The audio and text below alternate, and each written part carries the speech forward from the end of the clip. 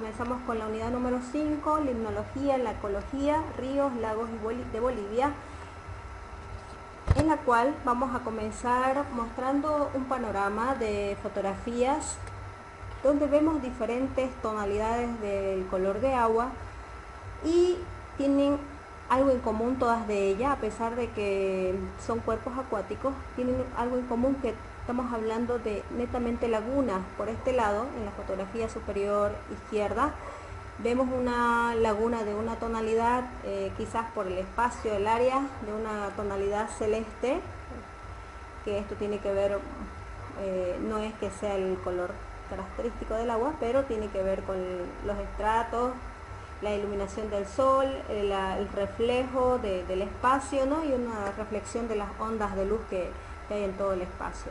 Luego tenemos acá esta otra laguna que es también bastante, bueno, el anterior es el lago Titicaca, ¿no? Un lago considerado el lago más alto que se encuentra a nivel mundial. Luego tenemos esta otra fotografía que es el lago Roraguado, que queda en el departamento del Beni, también, que es un lago bastante particular por las características de la vegetación que tiene, como también de la fauna acuícola que esta presenta. Acá tenemos otra fotografía de otro tipo de lago de la zona de la región amazónica, un lago considerado un lago pantanoso que también tiene sus particularidades. Aquí abajo vemos otro lago que es más de la región occidente, que es de la región del occidente, que se llama la laguna, en realidad es más pequeña, se llama la laguna colorada, que tiene la característica de presentar una coloración colorada, rojiza, ¿no? Que es típico de ello. Y bueno, en general estamos mencionando, dando ejemplos de algunos lagos y en el caso de algunas lagunas. Acá vemos una fotografía muy particular, a diferencia de las anteriores, donde vemos un conglomerado de peces que están muertos ya y se los ve en proceso de descomposición. Este de acá, antes de que suceda esto, este fue un lago que actualmente está por considerarse un lago extinto en nuestro país, en el departamento de Oruro, que el que sabe puede habilitar su micrófono y me puede mencionar a qué lago nos estamos refiriendo. Es un lago que en estos últimos 6-7 años ha tenido un problema de, bueno, además de contaminación y demás, pero lo cual conllevó a que este se seque totalmente. ¿De qué lago estamos hablando? ¿Alguien lo sabe? Ha salido en todas las noticias. Se llama... Creo que es el lago Popó, dicen. Muy bien, ¿quién fue? No logro ver. Ayrton. Ayrton, muy bien, no estuvo para la foto, pero está bien, muy bien, buena participación.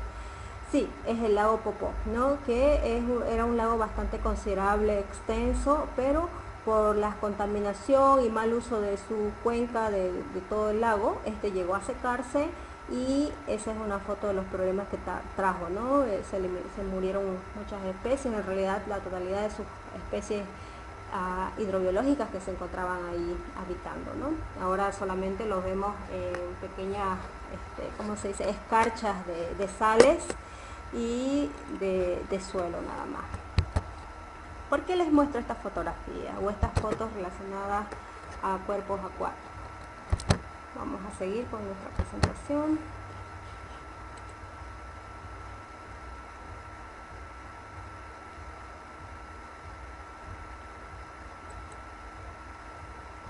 Porque vamos para nosotros entender qué significa cada una de estas imágenes, nosotros tenemos que empezar planteándonos la siguiente pregunta: ¿qué es la limnología?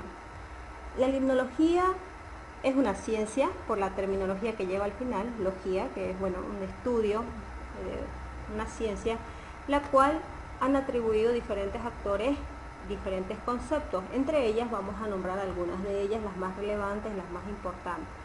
La limnología se puede describir como la oceanografía de las aguas interiores.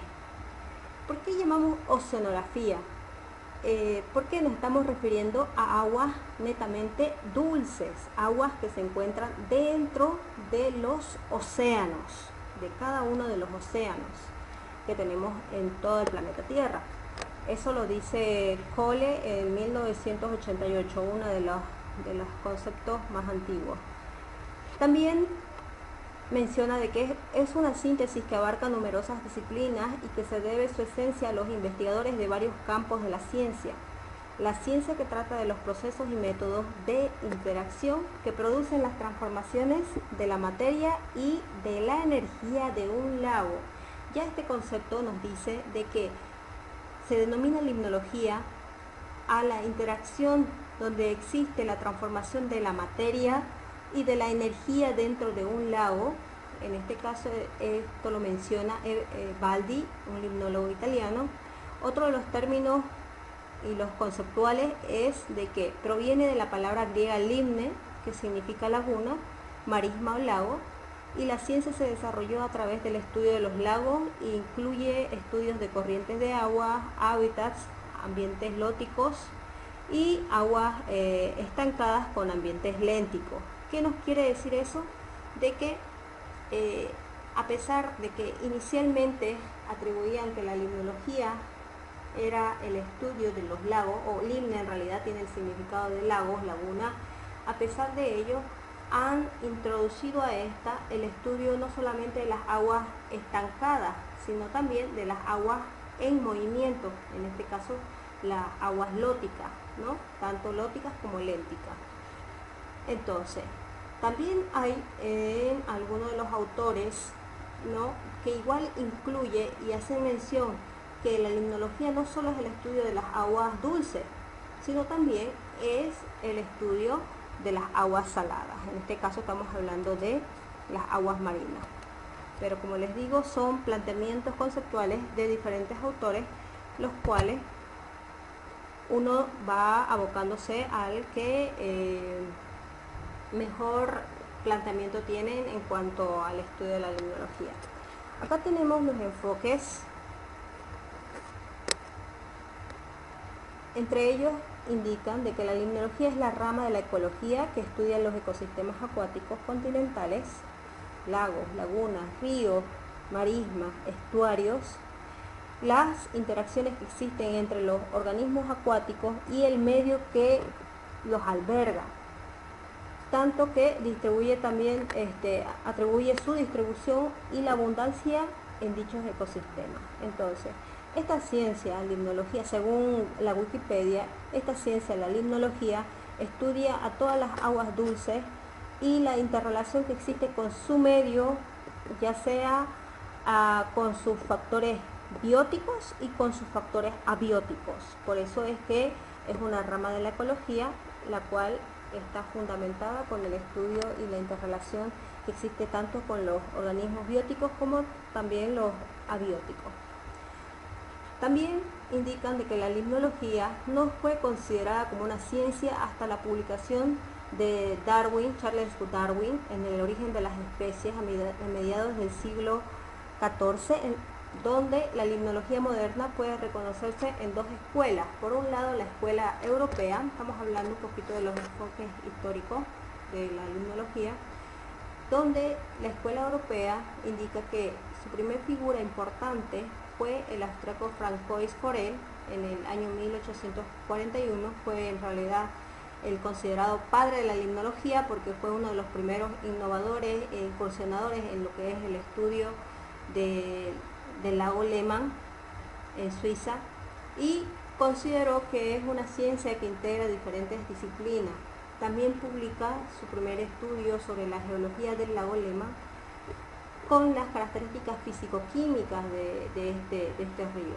En 1904 publica información sobre los organismos que habitan también en el lago. Entonces, la suma de las características físico-químicas más los organismos, los estudios de los organismos biológicos, estos fusionados son parte de lo que nosotros ahora llamamos limnología, ¿no? Por eso es que él, al haber estudiado, haber sido uno de los estudiadores de estas dos partes tan importantes dentro de un medio acuático, en este caso de un lago, han hecho de que él se lo considere como el padre de la limnología. Posteriormente, en el año 1891 a 1974, Einar Maumann estudió los lagos oligotróficos de Suecia, lagos muy profundos, pobres en nutrientes, agua fría o muy bajo desarrollo del fitoplancton y aguas muy transparentes. Aquí, por ejemplo, este término o esta denominación denominado lagos oligotróficos es una clasificación que existe en limnología sobre la carga nutricional que tiene cada uno de los lagos, que lo vamos a ver más adelante y lo vamos a mencionar. Tenemos por un lado los lagos eutróficos, tenemos por otro lado los lagos mesotróficos y tenemos por otro lado los lagos oligotróficos, como vemos acá, como lo mencionan acá. Estos llamados lagos oligotróficos son lagos que tienen una carga nutricional bastante baja. ¿Qué quiere decir eso? Que generalmente son aguas muy transparentes, son aguas claritas con poca carga de nutrientes, poca carga de vida que existe dentro de ella, lo cual es característico de este tipo de lagos oligotróficos. Escasamente tienen nutrientes, tienen vida, ¿no? Entonces son aguas generalmente transparentes. Dentro de otro de los enfoques históricos tenemos desde la Escuela Europea. Tienemann en el año 1882, hasta 1960, de nacionalidad alemán, estudió los lagos mesotróficos, que estos lagos denominados mesotróficos, a diferencia del anterior que hablábamos de los oligotróficos, son lagos que tienen una carga nutricional equilibrada, no tienen ni escasamente ni en abundancia. Entonces son lagos, podemos decir, con una dinámica más estable, una dinámica poblacional, una dinámica de interacción estable, donde tanto la carga nutricional como la vida biológica que existe ahí es bastante equilibrada. Y también lagos eutróficos de Europa Central. Antes de que siga, eutrófico significa lagos que tienen abundante cantidad de nutrientes, aguas que tienen demasiado y excesiva cantidad de nutrientes y ya existe un desequilibrio dentro de ellas. Generalmente son lagos o lagunas o cuerpos de agua que tienen problemas ahí dentro del ecosistema, porque seguramente algunas especies se han favorecido por la excesiva cantidad de nutrientes y han aumentado su población, y esto ha incidido en otras, lo cual les ha afectado y han hecho de que disminuya su población, ¿no? Entonces son lagos con excesiva carga nutricional dentro de ese medio. En este caso acá menciona de que esos estudios que hizo este limnólogo Tienemann eran menos profundos, más cálidos, con nutrientes, con más nutrientes, a diferencia de los anteriores, con una transparencia menor. No son tan transparentes porque tienen mayor carga nutricional, tienen mayor carga de microorganismos biológicos. Muy buenas noches, Mercedes. Bien, continuamos entonces. Esa diferencia entre lagos oligotróficos del norte y los lagos mesotróficos y eutróficos del sur lleva a la limnología regional, que hoy en día ya no tiene sentido debido a la alteración de los ecosistemas naturales, que reciben gran cantidad de nutrientes y se transforman en eutróficos independientemente de su origen, en problema muy grave y que afecta a todo el mundo. Estos estudios, como ven, la data de los años, han sido los primeros investigadores limnólogos, los cuales ellos catalogaban estos lagos y estos cuerpos acuáticos con denominaciones las cuales eran originales, podemos decir. Pero ya en la actualidad estos han cambiado y cambian sustancialmente, y ya lo vamos a ver cómo cambian estos tipos de lagos, que la gran mayoría ya no son mesotróficos o ya no son oligotróficos, sino más bien la gran mayoría son lagos eutróficos o tienden a ser lagos con un proceso de eutrofización. Cuando entremos a la gráfica del lago, ahí les voy a explicar un poquito más para que no quede claro estos términos que son bastante importantes dentro de lo que es la limnología. En el año 1922 se funda la Sociedad Internacional de Limnología y a partir de esta fecha se celebran los congresos anuales cuyas actas se publican, ¿no?, en este caso a nivel internacional. En los años 50, otro de los limnólogos bastante reconocidos a nivel mundial, que es Ramón Margalef, español, estudia la ecología acuática en general y es reconocido internacionalmente a raíz de que surgen muchos discípulos, estudiantes de la Universidad de Barcelona principalmente, y después de muchas regiones de Europa y de Sudamérica también, ¿no? Margalef es uno de los limnólogos que actualmente tiene una buena cantidad de publicaciones de estudios básicos de lo que es la limnología. Vamos a encontrar buenos libros de él. Seguimos con otro enfoque, con la escuela americana.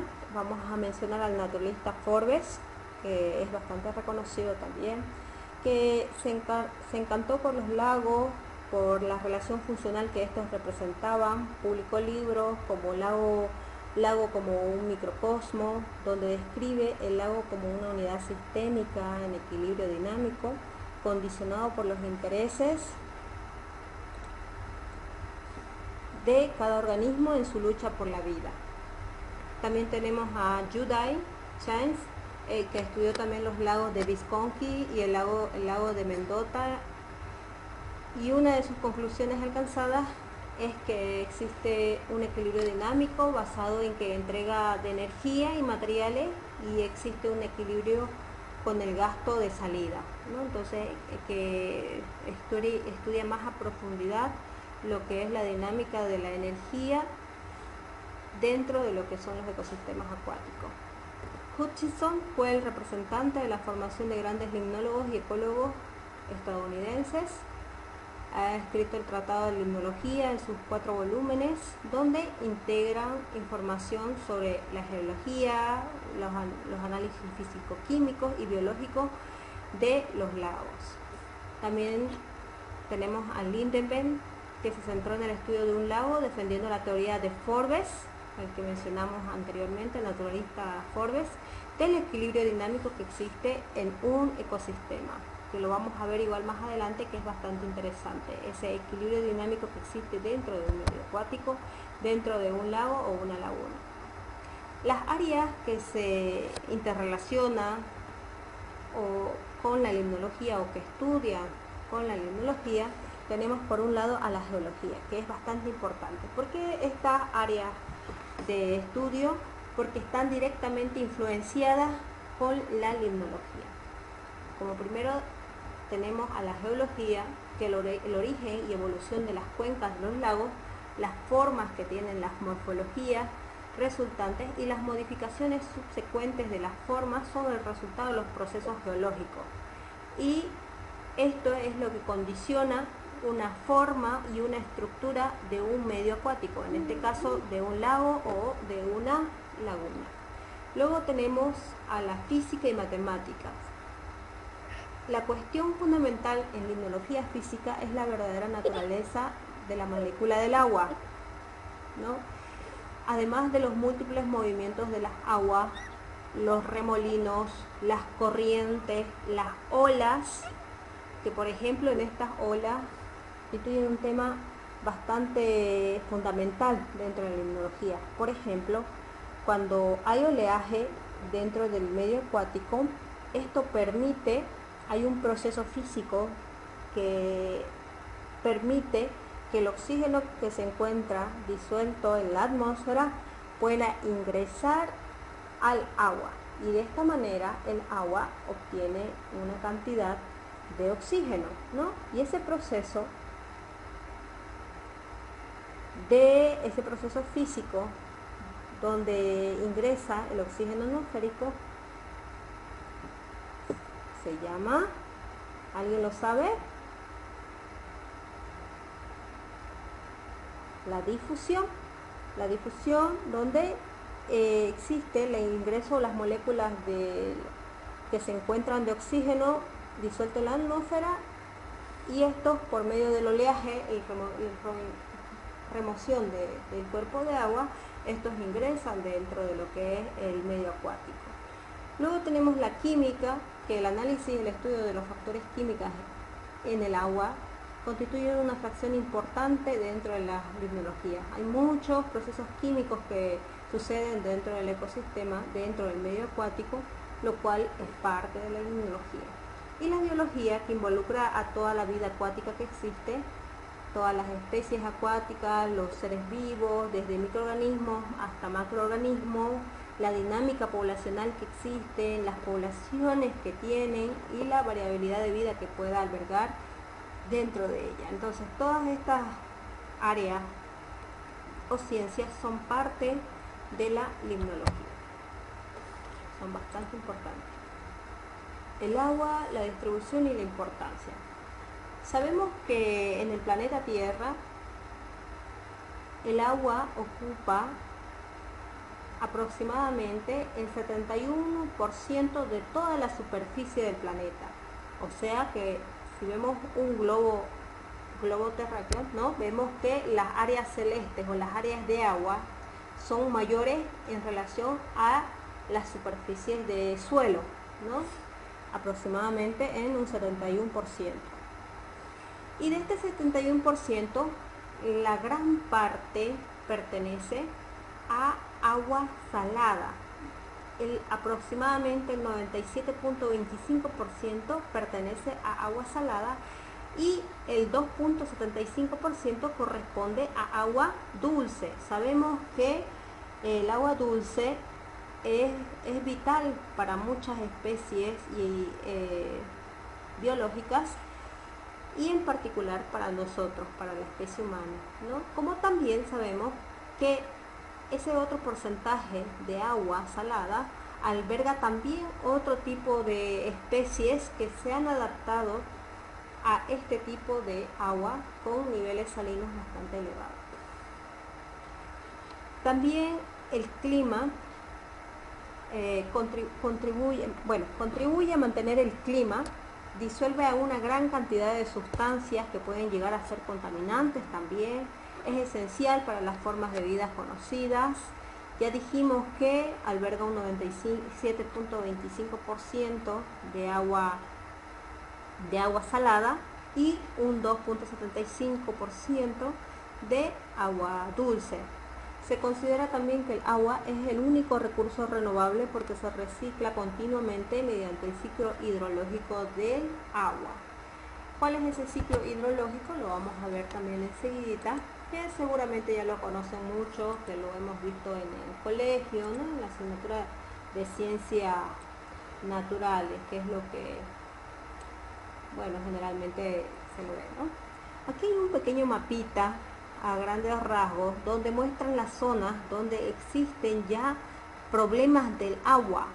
Esto son datos tomados en el año 1995, datos donde según la lectura existen ya problemas de agua. Por ejemplo, los que están en color rojo y rosa, existen en el color rojo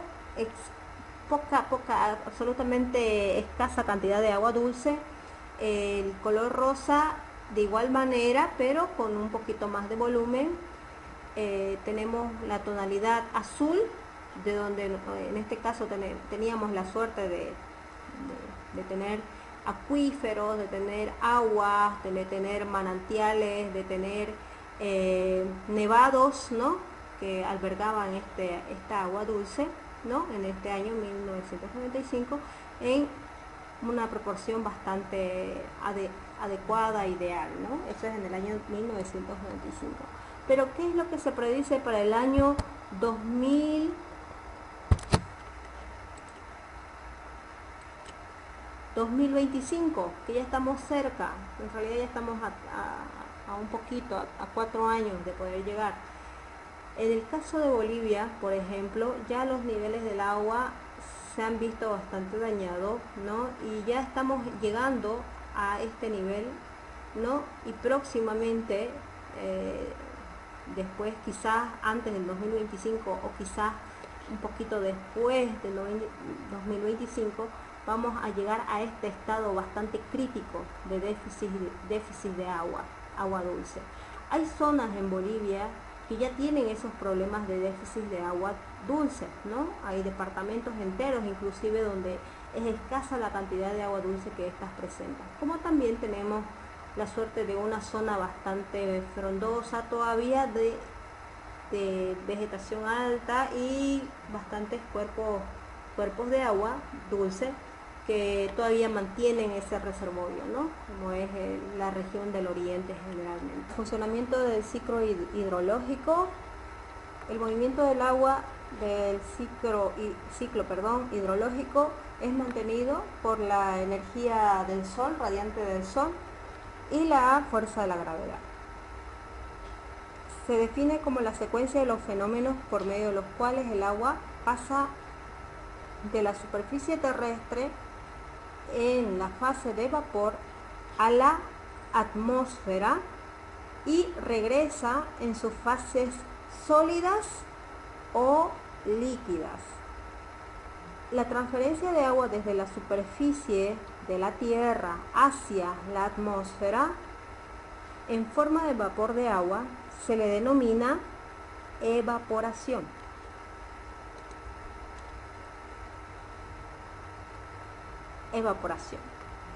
Después, cuando se condensa, cuando están formadas en las nubes, estas al tener una carga ideal, estas vuelven hacia la Tierra por medio de la precipitación. Por un lado, de forma líquida, que nosotros la conocemos como lluvia, y por otro lado, por forma sólida, cuando llega de la superficie de la Tierra, de la superficie hacia la Tierra en forma sólida el agua. ¿Quién me puede decir? ¿Será que es cuando empieza a nevar? ¿Es posible que el agua esté en un estado sólido? ¿Cómo dice Lice? Cuando el agua se precipita, cuando cae desde la superficie, desde arriba hacia la Tierra, cuando estas estaban en forma de nube, por un lado cae de forma líquida, que es la que nosotros conocemos como lluvia, y por otro lado cae a la superficie de la Tierra en forma sólida. ¿Cómo nosotros lo conocemos con la forma sólida? Cuando empieza a nevar, ¿cae de forma sólida? Sí, ¿no? Entonces a eso se refiere cuando la precipitación es por un lado de forma líquida y por otro lado es de forma sólida.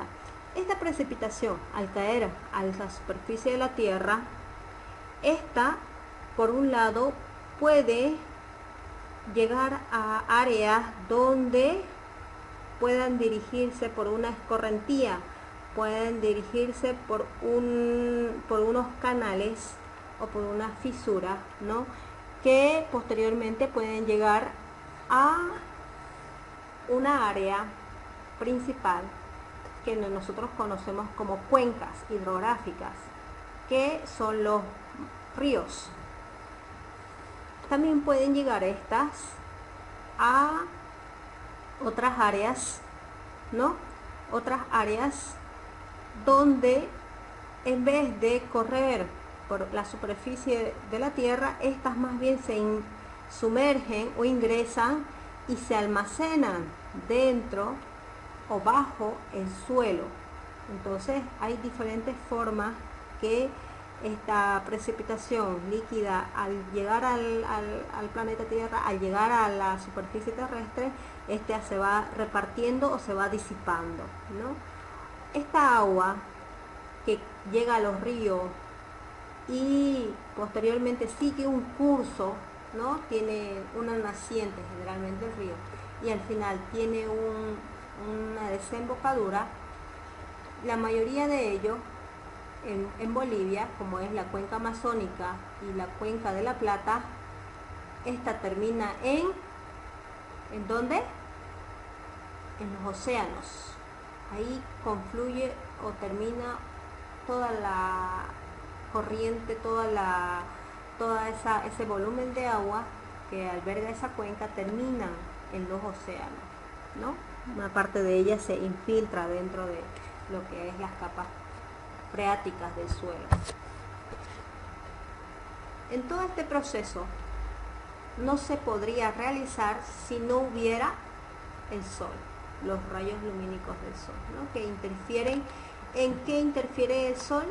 Cuando el agua llega a la superficie de la tierra, hace de que ésta se evapore, ¿no? Y pueda volver, o sea, regrese hacia la atmósfera para la formación de las nubes y continúa el ciclo, ¿no? Si no, el ciclo acabaría ahí si no tuviéramos el sol.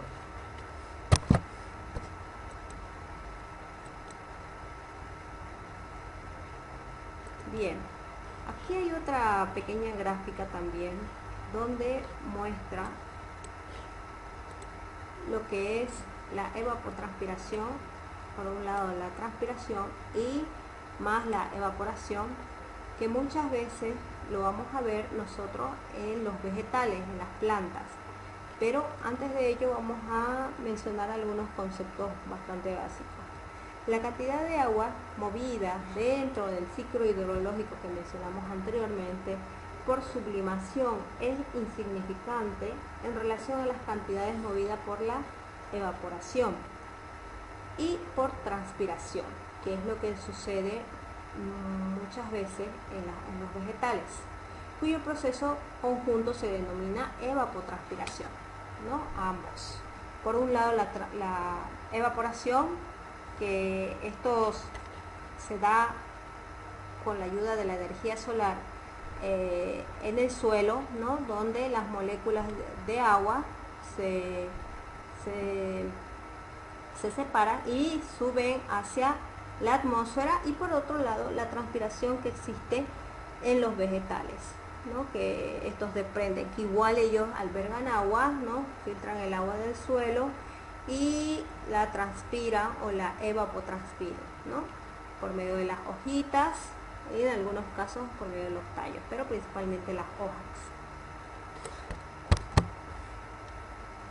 El funcionamiento del ciclo hidrológico.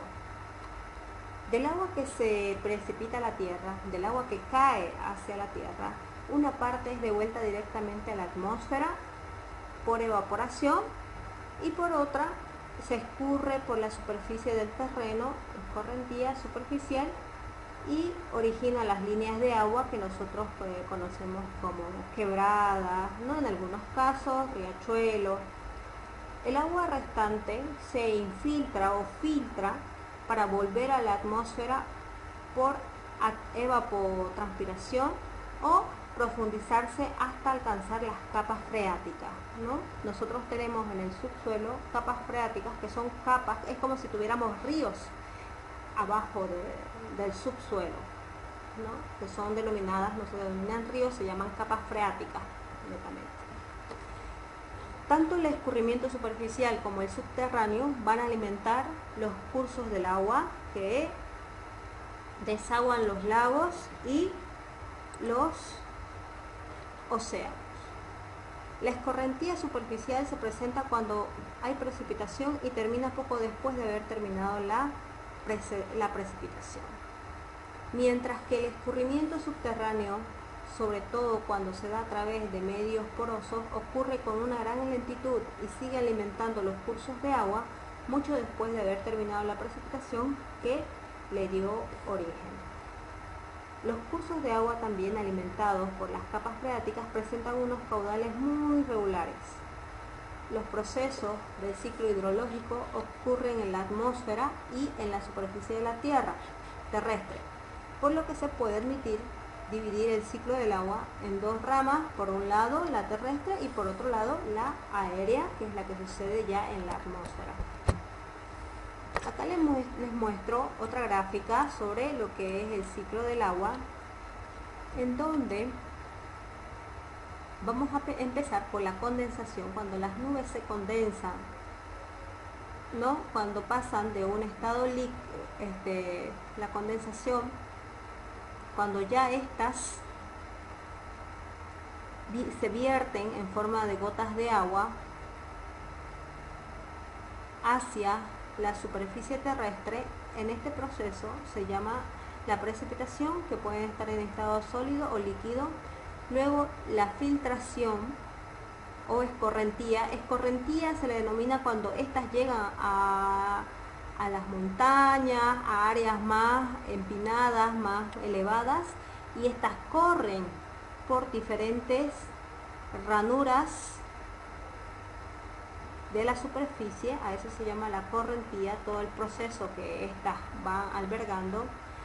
También, por otro lado, estas aguas de precipitación, una parte de ellas se filtran, ingresan a las capas freáticas. Estas son las capas freáticas que están en el subsuelo, y también estas son devueltas o se conectan muchas veces a los océanos, como también la anterior.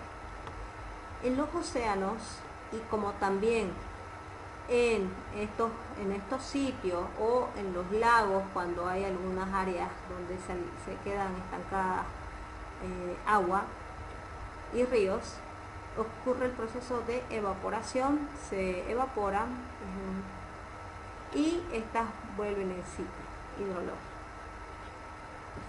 El funcionamiento del ciclo hidrológico.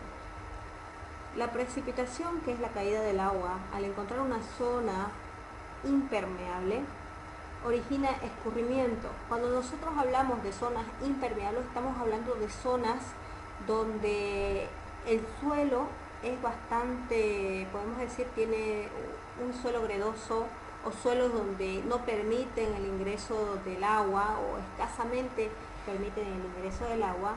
Esto da o desemboca al escurrimiento superficial y también a la evaporación directa del agua que se acumula y queda en la superficie. Aquí también podemos citar a los lagos y las lagunas. Generalmente las áreas de lagos y lagunas, estas áreas que están caracterizadas por ser pequeñas o profundidades razonables, donde el suelo generalmente es impermeable, y esto permite que el agua se deposite y se albergue por un cierto tiempo. En algunos casos son temporales y en otros casos son totalmente continuos, que siempre se han quedado llenos de agua por muchísimos años, ¿no? Si ocurre en el suelo permeable, poco espeso y localizado sobre la formación geológica impermeable, se produce entonces un escurrimiento superficial, una evaporación del agua que permanece en la superficie, y aún evapotranspiración del agua que fue retenida por la cubierta vegetal, que es lo que mencionábamos anteriormente. En ambos casos no hay escurrimiento subterráneo, porque éstas no han ingresado a las capas freáticas, al interior del subsuelo. Esto ocurre en el caso de la formación geológica subyacente, permeable y espesa. La energía solar, en este caso el sol, es la fuente de la energía térmica necesaria para el paso del agua desde las fases líquidas y sólidas a la fase de vapor, también para que pueda evaporarse, y también es el origen de las circulaciones atmosféricas que transportan el vapor de agua y mueven las nubes. También la energía solar es parte o se integra a lo que es el movimiento de las nubes y la formación de estas. El ciclo hidrológico también es un agente modelador de la corteza terrestre debido a la erosión, al transporte, a la deposición de los sedimentos por vía hidráulica, condiciona la cobertura vegetal y de forma más general en la vida de tierra.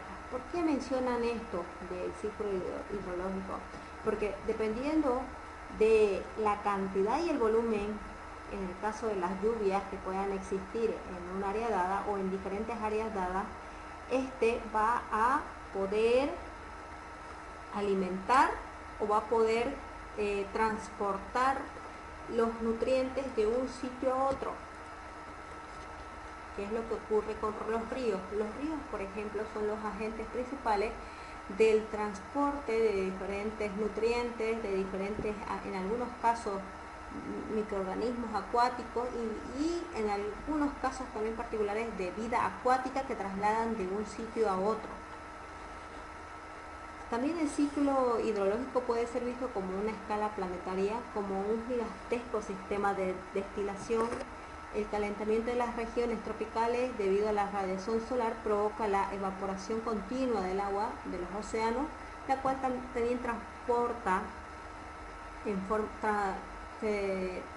también es transportada en forma de vapor el agua por la circulación general de la atmósfera a otras regiones.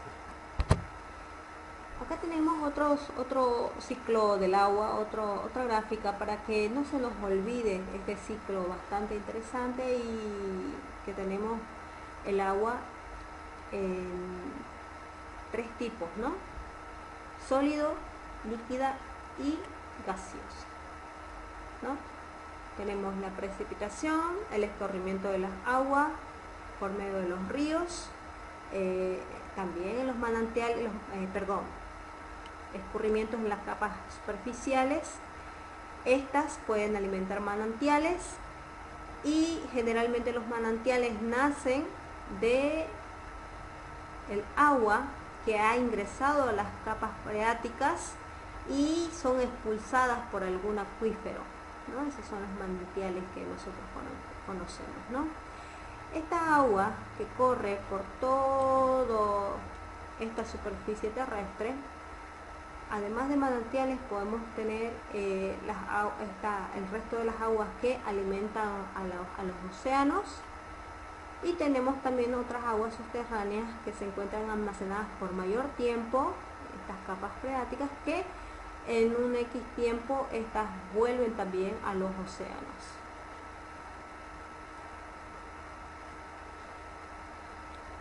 Sigue el ciclo con la evaporación del agua. Existe la condensación para continuar posteriormente con la precipitación. La evapotranspiración también es parte del ciclo en donde interfieren las plantas, todas las plantas, absolutamente todas las plantas, y también otros organismos que son fotosintéticos, como algunas especies de algas, pero en general las plantas que transpiran, evapotranspiran y también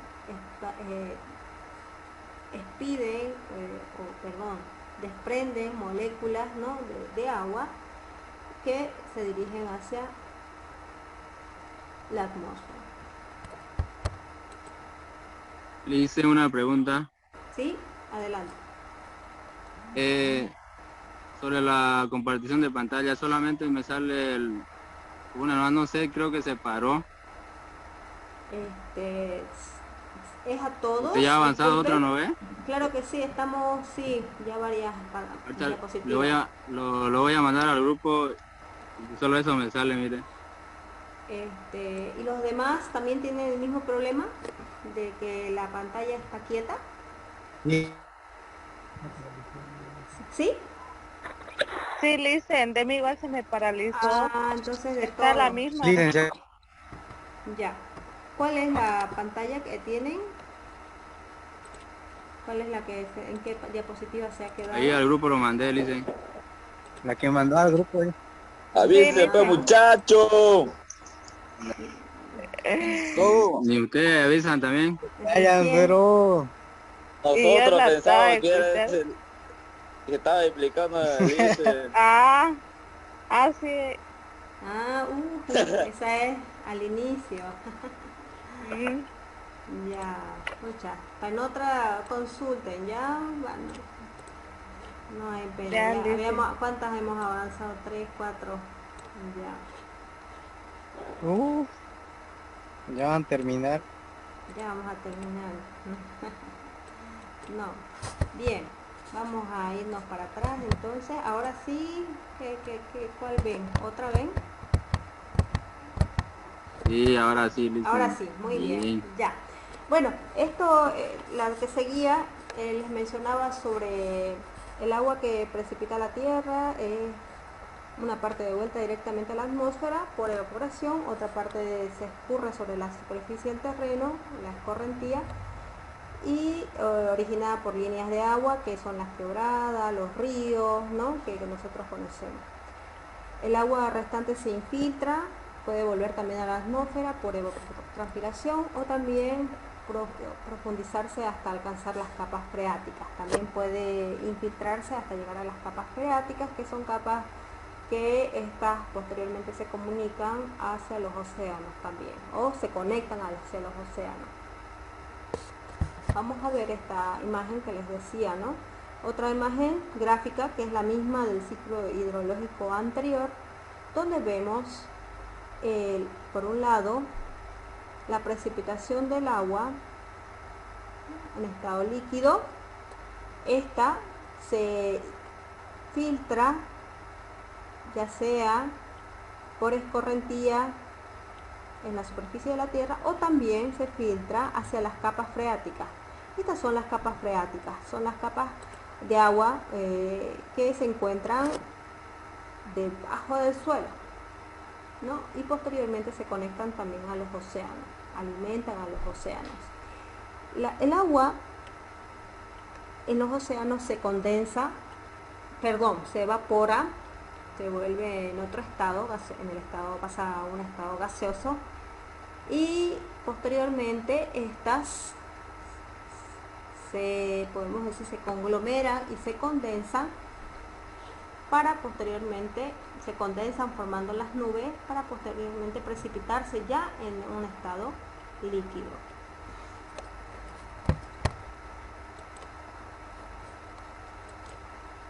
Acá les mencionaba otros aspectos importantes sobre el funcionamiento del ciclo hidrológico.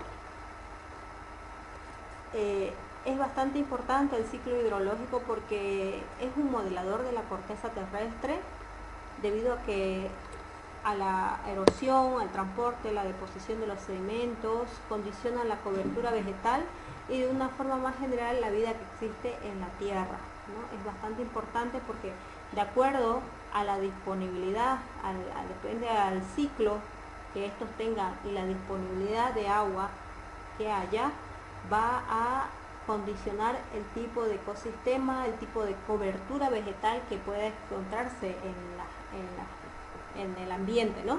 Por ejemplo, la región amazónica. Sabemos que la región amazónica está compuesta por un mayor número de lagos, lagunas, como también ríos y quebradas y otros cuerpos acuáticos. Y esto condiciona su ambiente. Esto condiciona a que haya una disponibilidad mayor de cobertura vegetal. Cuando hablamos de cobertura vegetal estamos hablando de plantas, de lo que está cubriendo este suelo, ¿no? O este terreno, esta área. En cambio, en la zona, vamos a poner su opuesto, que es el occidente y también una parte de acá del Chaco, ¿no? Son zonas donde nosotros, aguas en la superficie terrestre es escasa. Por ejemplo, en Ivo agua en la superficie terrestre es muy escasa, pero sí tenemos agua depositada y almacenada en las capas freáticas, ¿no? En el subsuelo. Sí hay buenas cantidades de agua, pero en la superficie terrestre no, y entonces esto condiciona a que la cobertura vegetal sea diferente, ¿no? Árboles o plantas o vegetales con, con una población escasa, árboles muy pequeños a diferencia de otras áreas que tienen mayor disponibilidad de agua, árboles que en algún momento en nuestra clase presencial le mostré que se modifican, ¿no? Se adaptan a la escasa cantidad de agua, donde sus cuerpos eliminan las hojas o reducen el tamaño de las hojas. ¿Por qué?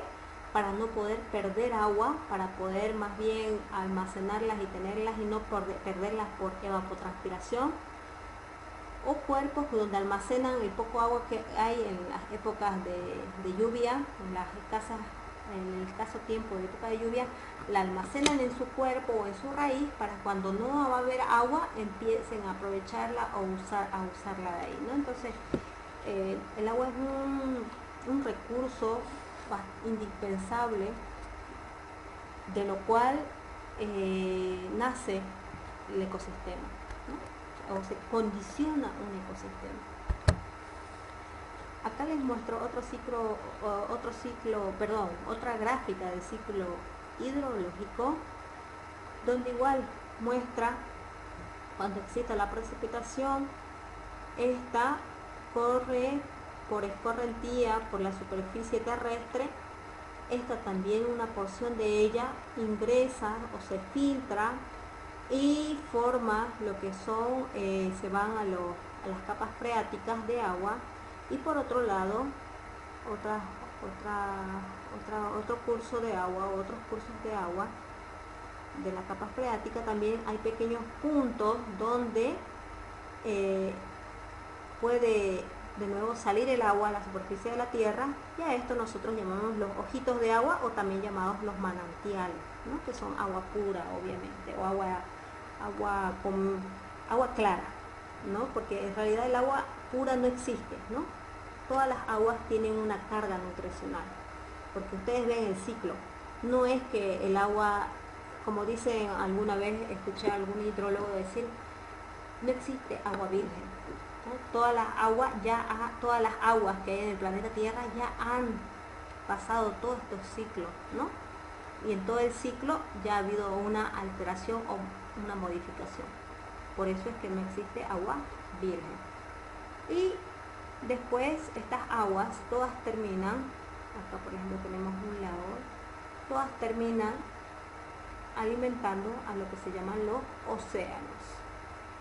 Ya en los océanos y en las áreas donde se formen ríos o cuerpos de agua retenidos como lagos, lagunas, el agua se evapora y continúa el ciclo hidrológico.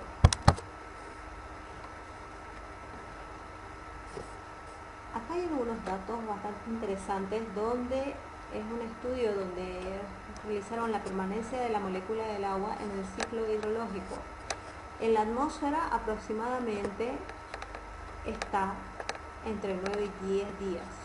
En los ríos el agua, las moléculas del agua están aproximadamente entre 12 y 20 días. En los lagos, hay lagos que estas moléculas de agua permanecen, dependiendo del tipo de lago, entre 1 y 100 años. En los acuíferos subterráneos, que es lo que mencionábamos anterior, les voy a pasar esto. Todos estos de acá son acuíferos. Es la capa freática donde se denominan acuíferos, en los cuales nosotros, si es lo que hemos hecho en Ivo, ¿no? Si cavamos hasta llegar a la capa freática y ya es un acuífero, ya hemos extraído agua del acuífero, ¿no? En los acuíferos subterráneos el agua las moléculas de agua pueden permanecer hasta 300 años, y en los océanos las moléculas del agua pueden permanecer hasta 3000 años, ¿no? Entonces esos son los datos según este estudio de la permanencia de las moléculas de agua en diferentes lugares, ¿no? En los ríos constantemente el agua, por eso que dice, hay un refrán donde dice, cuando uno está a la orilla de un río y dicen, ¿no?, de que esta agua que vas a beber nunca va a ser la misma, ¿no? Porque la que tomas nunca va a volver o la que agarras nunca va a volver a ese lugar, ¿no? En ese segundo, en ese momento, ¿no? Porque el máximo de estadía que puede estar en ese curso de agua es entre 12 y 20 días, ¿no? Pasa y ya no retorna. Entonces es bastante interesante esos datos que menciona. Bien, jóvenes, ya salió el mensaje de los 10 minutos, tenemos 7 minutos.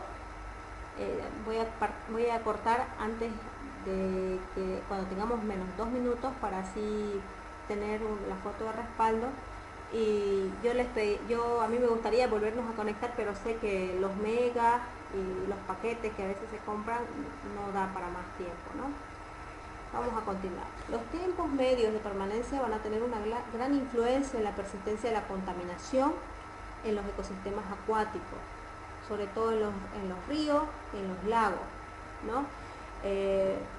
Si nosotros, ahora ahí antes de seguir, y aquí va a ser un análisis bastante interesante para quien lo diga, va a tener, ahorita los anoto, 10 puntitos a su nota final, ¿ya? A su nota final. Interesante está. Acá están los días de permanencia de las moléculas de agua, tanto en la atmósfera, en los ríos, en los lagos, en los acuíferos y en los océanos. Aquí hay un eslogan, hay un concepto bastante bueno, en donde dice: los tiempos medios de permanencia van a tener una gran influencia en la persistencia de la contaminación en los ecosistemas acuáticos. Entonces, ¿quién me dice que en cuál de estos de acá, en cuál de estos 5 puntos, la atmósfera, bueno, la atmósfera también la podemos contar, los ríos, los lagos, los acuíferos y los océanos, en cuál de los 5, solamente tienen que mencionar uno, va a afectarnos de forma más acelerada a la vida que existe en la Tierra cuando se contamina? ¿A cuál de los 5 nos afecta más a la vida que existe en la superficie de la Tierra? El que, Luisa, buenas noches. Buenas El que noches. nos afecta más, digamos, es el océano. Eso es el que nos afecta más a toda la humanidad, yo creo. Ya, muy bien. ¿Alguien más quiere decir? ¿Alguien más? ¿Alguien más quiere ver si se gana los 10 puntos? Escucha. Adelante.